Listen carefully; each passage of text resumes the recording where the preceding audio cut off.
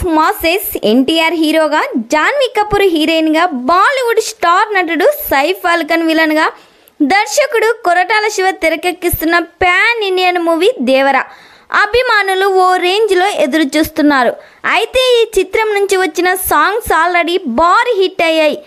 ఇక ఈ సమయం దగ్గర పడడంతో మేకర్స్ ప్రమోషన్స్ను వదిలే కంటెంట్ పరంగా కూడా స్పీడ్గా పెంచారు. దేవర ట్రైలర్పై ఇప్పుడు సాలిడ్ బాజ్ అయితే వినిపిస్తుంది.